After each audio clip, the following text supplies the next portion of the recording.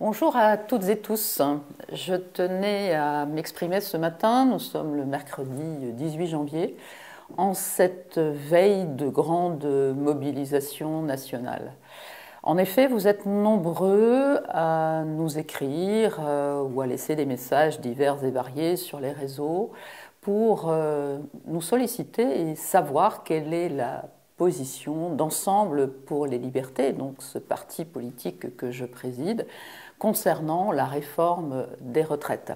Alors, je voulais reprendre avec vous quelques chiffres que j'ai déjà publiés sur mon fil Twitter, mais ces chiffres, au fond, parlent d'eux-mêmes. La CADES, vous savez, cette caisse qui avait été créée pour mettre fin, ou en tout cas compenser le fameux trou de la sécurité sociale, cette caisse va dégager en 2024 plus 24 milliards. Les caisses de retraite globales, c'est-à-dire à la fois le fonds de réserve de la retraite et les caisses complémentaires, forment un coussin très confortable à environ 127 milliards d'euros. Source Le Monde, divisé en 30 milliards pour ce fonds de réserve et 116 milliards pour les caisses complémentaires. Donc aujourd'hui, nous n'avons pas véritablement d'inquiétude quant à la possibilité de financer les retraites sur un bon nombre d'années, on va dire quasiment les 20 années qui arrivent. Alors, moi, je me satisfais en effet de la mobilisation annoncée. Vous comprenez que Ensemble pour les libertés est contre cette réforme, puisque à la fois sur le fond, je viens de l'expliquer, mais également sur la forme, nous ne pouvons pas valider ce travail qui n'a pas été effectué, justement. Il n'y a pas eu suffisamment de discussions, suffisamment de négociations avec les syndicats. Bon, je sais que parler des syndicats, c'est toujours un sujet très sensible parce que malheureusement, ces derniers temps, les syndicats n'ont pas suffisamment pris part à la défense des professionnels suspendus. Je vais y revenir. Mais les syndicats, demain, je pense, vont être complètement dans leur rôle et cette mobilisation doit être forte et envoyer un message extrêmement puissant à ce gouvernement qui, plus que jamais, continue à faire n'importe quoi. Et d'ailleurs, je pense que très clairement, il y a une forme de crainte, puisqu'on voit les soldats de Renaissance, hein, les fameux députés, le porte-parole également, qui se mettent en ordre de marche depuis plusieurs jours dans un brouhaha d'arguments totalement fallacieux et inaudibles pour les citoyens français. Et surtout, quelque chose qui m'a profondément choquée, Aurore Bergé qui annonce déjà en fait le passage en force de cette réforme des retraites, puisque elle a évoqué les grévistes et le fait qu'une poignée de grévistes à peine considérés comme des empêcheurs de tourner en rond, pour ne pas dire un mot plus fort, devraient être contraints à arrêter. Donc en fait, on voit bien que l'idée de ce gouvernement est de passer une fois de plus en force, le fait de passer le projet de loi retraite aussi au moment du projet de loi de finances de la sécurité sociale, permettra sans aucun doute de faire un énième 49.3, puisque c'est devenu l'habitude démocratique de notre État. Alors, les chiffres, je vous les ai dit, donc je les répète, 150 milliards de côté, confirmés par le Conseil d'orientation des retraites. Donc le fond, la forme, et surtout, on est dans un très très mauvais timing. Vous êtes tous épuisés, les Français en ont plus qu'assez de tout ce qui s'est passé depuis 3 ans. Ils sont confrontés aujourd'hui à une inflation record, hein. On est entre 10 et 15% d'inflation, les prix à la pompe. Aller faire ses courses devient extrêmement compliqué pour bon nombre d'entre vous. La paupérisation s'aggrave, le nombre de citoyens qui passent dans la catégorie de la grande pauvreté augmente, hein. On est quasiment à 11 millions de citoyens français. Alors, est-ce que c'est de la provocation de la part du gouvernement? Est-ce que c'est, comme à son habitude, on va dire, un acte, une fois de plus, totalement irréfléchi, qui nous démontre que tous ces ministres et ce gouvernement ne sont absolument pas à la hauteur et surtout pas du tout dans le respect des Français. Un petit rappel aussi qui va, je pense, contribuer à sans doute vous faire comprendre de quelle façon on se moque des citoyens. Un rappel en 2019 et 2020 pour préparer cette réforme, donc, qui consiste à allonger le temps de la retraite. L'État a de nouveau demandé conseil à McKinsey à la hauteur de plus d'1 million d'euros, ce qui est profondément scandaleux. Donc, Ensemble pour les libertés affirme être contre cette réforme. J'ai été également très sollicitée sur un sujet, celui de la suite, hein, de la gestion de la crise sanitaire et surtout quid des injections Covid. Alors, plusieurs choses, je vais revenir sur les effets secondaires, mais redire, moi j'ai été très surprise. J'ai été sur le site du gouvernement, il y a eu une mise à jour en décembre 2022. Je voulais voir s'il y avait eu un schéma vaccinal clair, enfin édité. Alors pas du tout, et je suis tombée sur trois phrases profondément choquantes. Aujourd'hui, avec le recul que nous pouvons avoir, en fait, le gouvernement rappelle quels sont les objectifs de cette vaccination.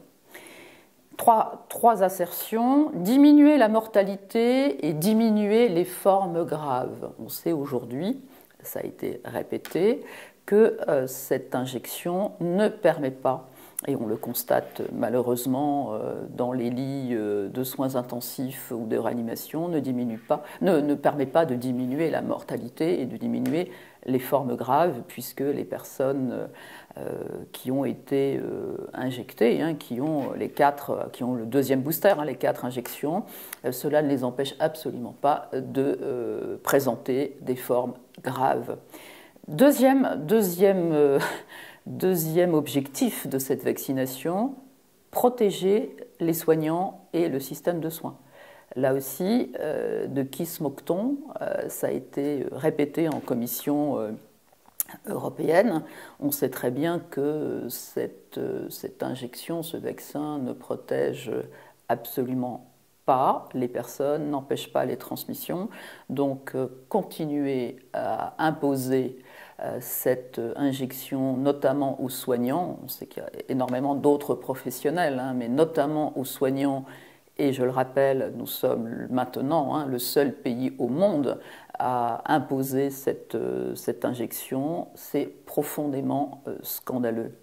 Et alors, il y a encore une phrase qui est encore plus surprenante. Troisième objectif de la vaccination: garantir la sécurité des vaccins et de la vaccination. Donc on est dans une logique, on ne sait pas si c'est l'œuf qui crée la poule ou la poule qui crée l'œuf, ou en tout cas on est le serpent qui se mord la queue. Donc on pousse à la vaccination pour garantir la sécurité des vaccins. Mais ça veut dire quoi tout ça? Une fois de plus, on est très très loin du bon sens, on est très loin de la santé publique, on est très loin de tout ce que le monde de la santé jusqu'alors avait mis en avant. Et on est très très loin, surtout aussi par rapport aux plus jeunes, de cette évaluation bénéfice-risque que nous attendons depuis que les vaccins ont été conseillés pour les plus jeunes, donc à partir de 5 ans. Pourquoi? Parce qu'on a des effets secondaires. On continue à constater une augmentation très très très importante des effets secondaires. On a plusieurs exemples chez les tout petits de problématiques gravissimes cardiovasculaires avec des accidents vasculaires cérébraux hémorragiques qui entraînent des décès. Alors bien évidemment, coïncidence ou causalité, je pose la question, on n'a malheureusement pas la réponse. Pourquoi? Parce que cette agence nationale de sécurité du médicament qui récolte toutes les déclarations des effets secondaires est en totale incapacité de faire son travail, c'est-à-dire d'entreprendre des enquêtes de pharmacovigilance. Quand on a une déclaration d'effets secondaires, il faut en effet faire une enquête, souvent longue, pour réellement attribuer on va dire l'effet secondaire à la prise médicamenteuse, et là, dans notre cas de figure, à la prise en tout cas, à cette injection. Et il y a cette explosion, vous avez les chiffres, vous pouvez aller consulter les chiffres sur ce site public de l'Agence nationale de sécurité du médicament, mais sauf erreur, il n'y a pas eu d'embauche pour pouvoir mener à bien de façon sérieuse et pouvoir, en tout cas, apporter des réponses absolument nécessaires aujourd'hui aux citoyens. Donc, en attendant de pouvoir, j'allais dire, apporter des réponses par rapport à tous ces effets secondaires, il serait fondamental de faire ce que j'avais déjà appelé de mes voeux quand j'étais parlementaire en 2021. J'avais demandé à ce moment-là un moratoire par rapport à ces injections. Et je pense, et je le répète, que plus que jamais, il convient d'arrêter et d'analyser tout ce qui se passe. Et on sait que pour les plus jeunes, les plus petits, avec les formes aujourd'hui d'infection, il n'y a aucun intérêt à proposer cette injection.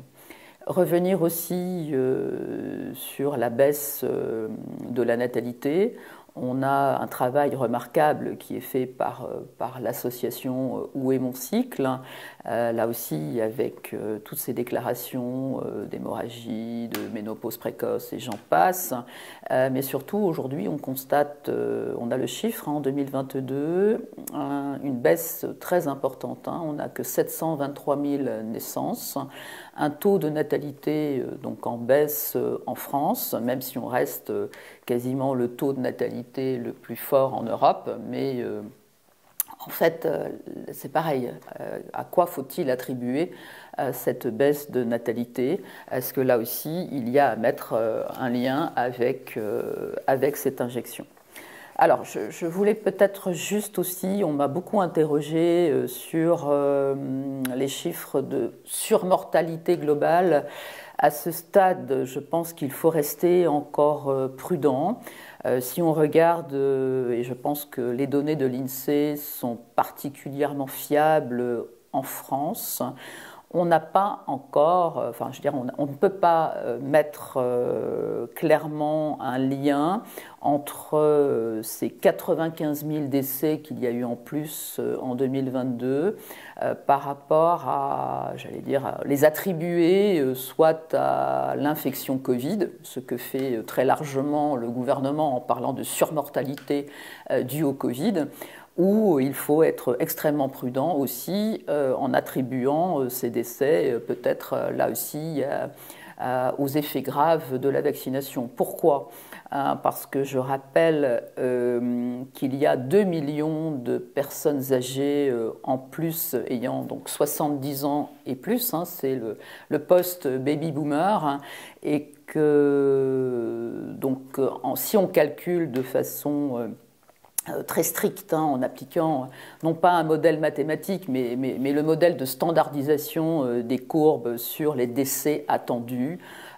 On ne sort pas en fait des chiffres de décès attendus, donc encore une fois mis en perspective par rapport au nombre de personnes âgées supplémentaires. Voilà, donc ça c'était les réponses que je souhaitais apporter de façon très simple ce matin. Et pour conclure hein, sur la partie des injections, quelque chose qui me pose problème, hein, et on n'est pas les seuls, on est plusieurs médecins bien sûr à s'interroger. Fin 2022, la vaccination avait été suspendue pour les enfants dès 5 ans par la Direction générale de la santé, la DGS, sur un lot en fait de vaccins pédiatriques Pfizer périmés au 30 novembre 2022. Et en fait, ce qui est profondément choquant, c'est que la Direction générale de la santé vient de remettre les mêmes lots sur le marché grâce à un coup de baguette magique habituel de l'Agence européenne du médicament, l'EMA, qui a donné un feu vert pour prolonger en fait la date de péremption de ces lots qui étaient périmés donc fin d'année dernière. Et alors on a beau regarder s'il y a des études qui pourraient nous rassurer, en fait, des études portant sur la stabilité supplémentaire, il n'y a absolument aucune trace de ces études. Donc on change les étiquettes, on continue à injecter les enfants, quid des conséquences, et je dénonce cette prolongation. Et voilà, tout à l'heure je parlais de ma recherche sur le schéma clair et validé scientifiquement, bien sûr, schéma de vaccination. On l'attend toujours, et surtout les soignants, les pompiers, les forces de l'ordre, tous les personnels administratifs qui sont toujours sous le joug de la loi du 5 août 2021, qui sont suspendus de leurs activités et qui sont confrontés à une profonde et une totale incohérence de la part du gouvernement, puisqu'en fait, bon nombre de professionnels qui avaient fait les injections n'ont pas fait de rappel, ne sont plus injectés depuis début 2022. Donc, quid de cette profonde injustice pour ceux qui ont été écartés. Et je l'ai dit tout à l'heure, je le répète, la France est le seul pays au monde aujourd'hui qui continue à être aussi incohérent, injuste. Troisième et dernier petit point, je voulais vous dire où nous en sommes dans la restructuration du parti Ensemble pour les libertés. Là aussi, vous êtes nombreux. Alors, j'en profite. Vous allez recevoir notre newsletter de janvier avec, bien sûr, les vœux que je n'ai pas redits ce matin, mais j'avais déjà fait plusieurs petits messages en ce sens. Mais surtout, nous avons pris l'habitude de cette newsletter régulière. Si vous ne la recevez pas, regardez dans vos spams. Et si, même dans vos spams, vous ne trouvez rien, vous nous faites un petit message, un petit mail pour qu'on vérifie vos coordonnées pour que vous puissiez, bien sûr, la recevoir. En termes de restructuration, 4 nouveaux référents. Vous savez que nous avons des référents dans toutes les régions. Donc une nouvelle référente en Île-de-France, une nouvelle référente en Auvergne-Rhône-Alpes, donc Isabelle en Île-de-France, Patricia en Auvergne-Rhône-Alpes, un nouveau référent, Jean-Michel en Bourgogne-Franche-Comté, et Brigitte, qui est notre nouvelle référente des Français de l'étranger. Nous sommes en train aussi, un peu plus de temps en ce qui me concerne, de travailler sur la refonte du site internet. Donc vous aurez un site internet tout nouveau, tout neuf, vraisemblablement pour mi-février. Et vous verrez, c'est un site qui vous permettra de trouver toutes les informations nécessaires et quelque chose qui sera beaucoup plus interactif. Et peut-être que vous l'avez déjà remarqué, si vous avez pensé à renouveler votre adhésion ou si vous voulez nous rejoindre, nous avons une nouvelle plateforme de paiement, Monetico, qui est tout à fait efficace. Il n'y a plus les bugs que nous rencontrions précédemment sur l'autre plateforme. Donc voilà, ce petit rappel, n'oubliez pas de renouveler votre adhésion. Nous en avons besoin pour les différentes actions. Et voilà, je crois que j'ai fait le tour ce matin de ce que je voulais vous dire. Et à très bientôt pour la suite, j'allais dire. Et peut-être que je reprendrai régulièrement cette forme de dialogue avec vous parce que vous êtes très très nombreux à continuer à nous écrire. Merci et bonne journée.